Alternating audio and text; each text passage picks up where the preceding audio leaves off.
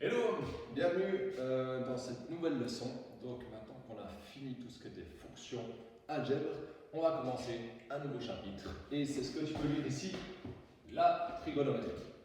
La trigonométrie, c'est quoi? Alors c'est le domaine des mathématiques dans lequel on va étudier les liens entre les distances d'un triangle et ses angles. Autrement dit, c'est le chapitre dans lequel on va calculer les mesures d'angle dans un triangle en fonction de la valeur de ses côtés. Alors pour ça, vous avez un petit chapitre, un petit dossier, pardon, un petit fascicule, comme ceci. Vous l'avez reçu en début d'année, ça. Je vous avais demandé de le mettre dans le doc GM. Donc ceux qui classent bien les affaires pour le retrouver rapidement. Vous avez des petits anneaux ici, il ressort assez bien de votre classeur. Donc il vous faut, donc je le rapproche un peu de la caméra pour que vous voyez bien, ce dossier ici, trigonométrie dans le triangle rectangle. Et c'est là-dedans qu'on va travailler. On ne va pas travailler avec des exercices du livre et des fiches, mais tous les exercices, ils sont là-dedans. Alors, comme tu as pu lire dans le titre, trigonométrie dans le triangle rectangle, nous, on va travailler dans le triangle rectangle. Donc tout ce que je vais vous dire maintenant, c'est vrai, mais toujours dans le triangle rectangle. Alors, ceci c'est l'exercice 2, on va en parler après. Mais avant ça, j'aimerais juste qu'on parle de quelque chose. Si je te dessine ici un triangle rectangle, avec donc un angle droit, le triangle que je vais nommer A, B, C. Alors, si dans ce triangle ici, un des deux angles autres que l'angle droit, typiquement celui-ci, je l'appelle alpha. Alors, par rapport à cet angle alpha, ici, j'ai des côtés qui ont des noms particuliers. Donc si je prends cet angle alpha, le côté ici que je vais dessiner en rouge, qui est, si on veut, en face de l'angle alpha, c'est le côté qu'on va appeler l'opposé. Ok? Ça, c'est une terminologie. Donc c'est le côté opposé à l'angle. Hein? D'ailleurs, on voit que ce côté, il ne forme pas cet angle. L'angle ici, il est formé des deux autres côtés, AB, AC, mais pas de ce côté-là. Le côté ici le plus long, celui qui est en face de l'angle droit, ça vous connaissez déjà. Dans un triangle rectangle, on appelle ça l'hypoténuse. Donc ça, vous le connaissez déjà, on l'a vu ensemble quand on a fait Pythagore. Ensuite, donc, le troisième côté ici, c'est celui qui vient former l'angle alpha. C'est le côté qu'on va appeler adjacent. Ok? Donc il faut bien se dire, quand on nomme ces côtés, c'est toujours par rapport à un angle. Là, c'est par rapport à l'angle alpha. Si je dessine le même triangle à côté, enfin quasiment le même,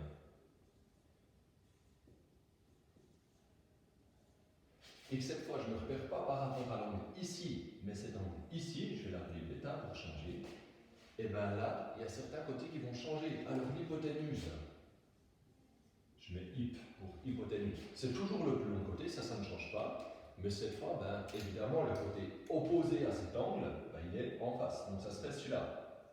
Je vais lui mettre hop pour opposé, hein, il est opposé à l'angle, et ici, c'est le côté qui sera adjacent à l'angle. Donc il faut bien retenir ça. Quand on parle de côté opposé adjacent, c'est toujours par rapport à un angle. Alors, vous avez fait, vous, maintenant, l'exercice 1 et 2 de votre petit fascicule. On va vous demander de déterminer des rapports dans ces exercices. Quand on parle d'un rapport, par exemple, on vous demande de calculer ici le rapport, comment il nomme ça, BC sur AC. Le rapport BC sur AC, quand on parle de rapport, c'est simplement une division. Hein? Donc je divise la mesure du côté BC par la mesure du côté AC. C'est ça qu'on en fait quand on veut un rapport. Donc je vous laisse faire l'exercice là, il ne devrait pas y avoir de souci. S'il y en a, appelez-moi, hein, je suis toujours disponible sur Skype. L'exercice 2, vous avez donc le schéma que j'ai représenté ici, puis vous devez compléter ici un tableau qui ressemble à ceci. Alors, ici, il faut déjà compléter ce tableau. Donc ici, nous, on va se repérer par rapport à alpha. le triangle 1, c'est le petit triangle ici, OAB. Dans ce triangle-là, le côté opposé, hein, c'est celui-ci. Ça sera AB. Dans le triangle 2, qui est plus grand, le côté opposé à cet angle, c'est celui-ci. A'B'.